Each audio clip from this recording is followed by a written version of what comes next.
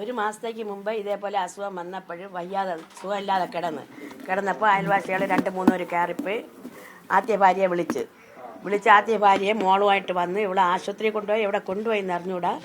അവളെ കൊണ്ടുപോയിട്ട് പിറ്റേന്ന് അവൾ വന്നപ്പോൾ അതിന് ശേഷം ആരുടെ മിണ്ടേയില്ല, വെളിയിലും ഇറങ്ങൂല. അപ്പോൾ അവർ പറഞ്ഞ് വിലക്ക് വെച്ചിരുന്നു ആരുമായിട്ട് സംസാരിക്കല്ലത്.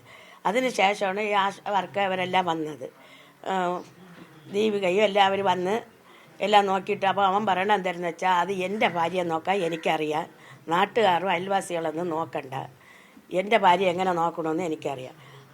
അപ്പം നാട്ടുകാർക്ക് എന്തൊരു കാര്യമാണ് നോക്കാനായിട്ട്? അത് അവൾക്ക് ആഹാരം കൊടുക്കുന്നുണ്ടോ, അവളെ ചിലവിന് കൊടുക്കുന്നുണ്ടോ, ഇങ്ങനെയൊക്കെയാണ് അവൻ്റെ സംസാരം. അതിന് പുറം അവൻ്റെ നമ്മൾ എന്ത് കേൾക്കും. അതിന് ശേഷമാണ് അവൻ്റെ ഭാര്യ വരക്കവും മോള് വരക്കം, ഒരു മോൻ ഉണ്ട് അവൻ്റെ മോൻ വരണതും എല്ലാം ചെയ്തുകൊണ്ടിരുന്നത്. പഞ്ചറാണെന്ന് പറഞ്ഞ് പ്രസവിപ്പിക്കാൻ വേണ്ടി നോക്കാം, എൻ്റെ ഭാര്യ പ്രസവിക്കട്ടെ, 4ാമത് പ്രസവിക്കട്ടെ എന്നാണ് അയാളുടെ തീരുമാനം. 3 സിസേറിയനായിരുന്നു. പിന്നെ അയാൾ ചികിത്സ നിഷേധിച്ചത് തന്നെയാണ് മരണകാരണം. ആദ്യം നെടുമങ്ങാടായിരുന്നു. അതും ഇയാൾ ആശുപത്രിയിൽ കൊണ്ടുപോയിട്ടില്ല, അവിടുത്തെ നാട്ടുകാരാണ് കൊണ്ടുപോയി ഇതുപോലെ സിസേറിയനൊക്കെ കഴിഞ്ഞ് വീട്ടിൽ കൊണ്ടാക്കിയത്. ഇത് പേടിച്ചിട്ടാണ് പോവാത്തത്.